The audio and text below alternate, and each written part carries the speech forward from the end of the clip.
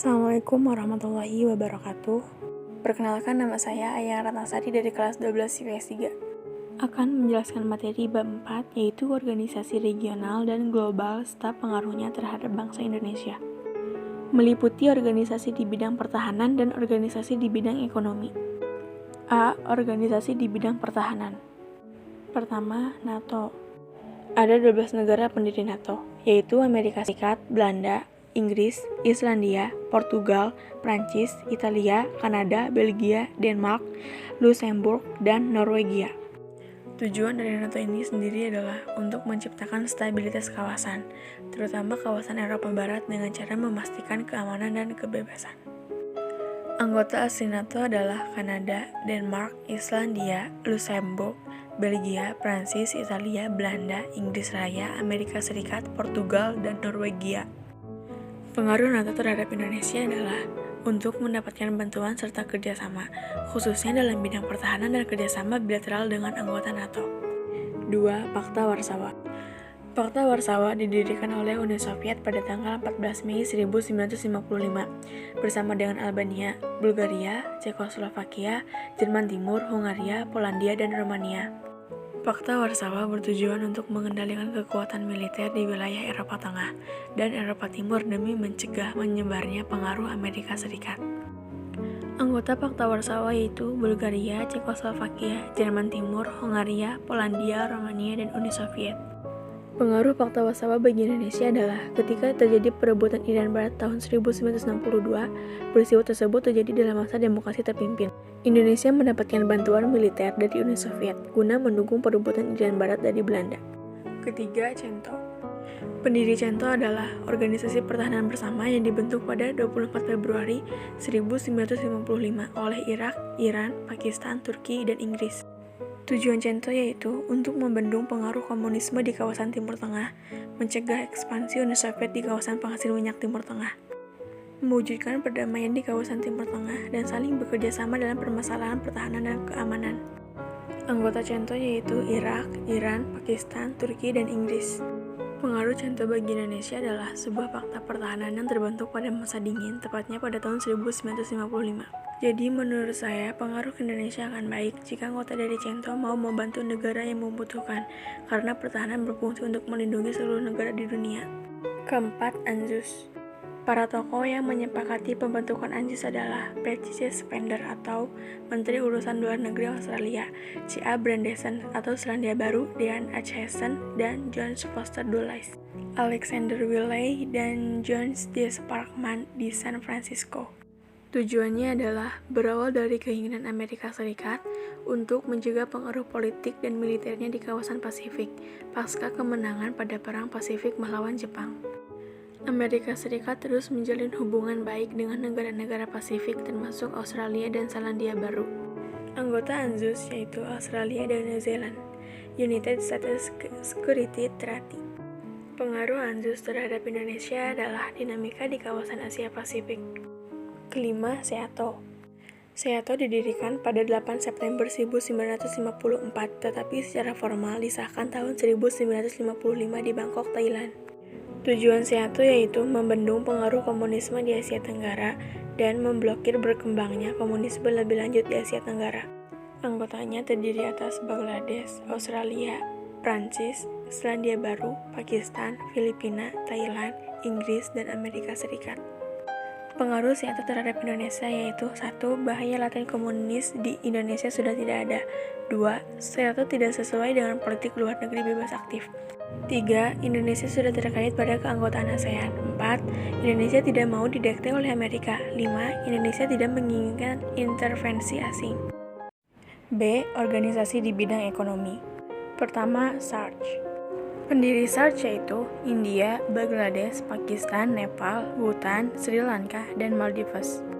Tujuan SAARC yaitu berusaha untuk mempromosikan kesejahteraan bangsa-bangsa Asia Selatan, memperkuat kolektif kemandirian, mempromosikan kerjasama aktif, dan saling membantu dalam berbagai bidang. Anggota SAARC yaitu Bangladesh, India, Pakistan, Nepal, Bhutan, Sri Lanka, Maladewa, dan Afghanistan. Pengaruh SARC terhadap Indonesia yaitu, jika Indonesia melakukan kerjasama, dapat memenuhi kebutuhan yang tidak bisa diproduksi di dalam negeri, karena menjalin kerjasama dengan berbagai negara anggotanya. 2. Mei. Pendiri Mei yaitu Belgia, Prancis, Italia, Luksemburg, Belanda, dan Jerman Barat. Tujuan Mei yaitu menciptakan kemitraan ekonomi antara negara-negara Eropa, meningkatkan kesejahteraan masyarakat Eropa, memberlakukan perdagangan bebas di kawasan Eropa, meningkatkan solidaritas dan kepedulian antara negara-negara anggota Mei. Anggota Mei yaitu Jerman, Prancis, Belgia, Belanda, Luksemburg, Italia, Inggris, Irlandia, Denmark, Yunani, Spanyol, Portugal, Austria, Finlandia, dan Swedia. Pengaruh Mei terhadap Indonesia yaitu, dengan bebasnya dan terbukanya pasar bebas ini membuat arus barang jasa, investasi, modal dalam jumlah besar, dan skilled labor menjadi lebih lancar. Dan tidak ada halangan dari satu negara ke negara lainnya di kawasan Asia Tenggara. 3. APEC. APEC didirikan pada tahun 1988 oleh 12 negara di wilayah Asia dan Pasifik, yakni Indonesia, Singapura, Malaysia, Thailand, Filipina, Brunei Darussalam, Jepang, Republik Korea, Australia, Selandia Baru, Kanada, dan Amerika Serikat. Tujuan APEC adalah untuk mendorong pertumbuhan ekonomi dan meningkatkan kesejahteraan di Asia Pasifik.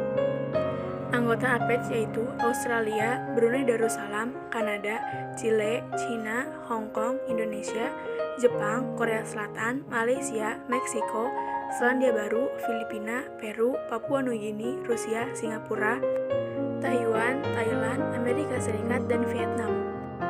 Pengaruh APEC terhadap Indonesia yaitu, Indonesia mampu meningkatkan investasi dan intensitas perdagangan internasional.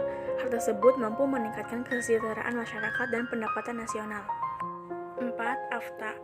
Pendiri AFTA yaitu Indonesia Adam Malik, Malaysia Tun Abdul Razak, Filipina Narkisson Ramos, Singapura S. Rajaratnam. AFTA bertujuan untuk menjadikan kawasan ASEAN sebagai tempat produksi yang kompetitif, sehingga mampu membuat produk-produk ASEAN memiliki daya saing kuat di pasar global. Menghapus biaya pajak ekspor dan impor negara-negara yang tergolong anggota ASEAN.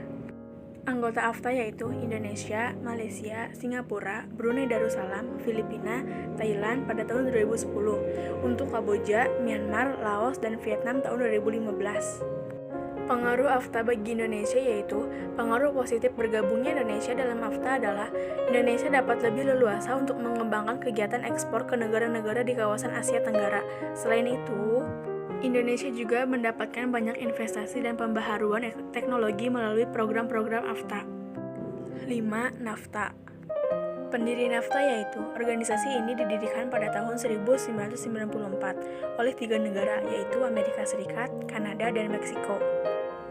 Tujuan NAFTA yaitu meningkatkan pertumbuhan ekonomi dan kesempatan kerja, menciptakan iklim usaha untuk mendorong persaingan yang adil, dan meningkatkan peluang investasi. Anggota NAFTA yaitu Amerika Serikat, Kanada, dan Meksiko. Pengaruh NAFTA bagi Indonesia yaitu 1. Memperbesar jangkauan pasar ekspor Indonesia di negara-negara NAFTA. 2. Lebih mudah mendapatkan barang-barang yang belum bisa diproduksi sendiri oleh Indonesia. Dan yang terakhir, lebih mudah masuknya para investor-investor dari negara anggota NAFTA. 6. KAFTA. Pendiri KAFTA yaitu Malaysia, Filipina, China, Singapura, Thailand, dan Indonesia. Tujuan dibentuknya KAFTA adalah mewujudkan kemajuan perdagangan antar negara anggotanya. Keberadaan KAFTA memiliki beberapa ketentuan yaitu perdagangan jasa lintas batas, jasa keuangan, investasi, akses pasar, dan pertanian. Anggota KAFTA yaitu, pada awal pembentukannya, KAFTA memiliki 7 negara anggota, yaitu Malaysia, Filipina, China, Singapura, Thailand, dan Indonesia. Lalu negara-negara Amerika Tengah seperti Costa Rica, El Salvador, Guatemala, Honduras, dan Nicaragua. Dampak positif dari KAFTA untuk Indonesia adalah harga produk barang dan jasa semakin murah karena penghapusan biaya masuk, meluasnya pasar ekspor dari komoditas Indonesia, meningkatkan kualitas dan kuantitas produk barang dan jasa. Selesailah sudah pembahasan materi kali ini. Terima kasih atas perhatiannya. Mohon maaf bila ada kesalahan kata. Wassalamualaikum warahmatullahi wabarakatuh.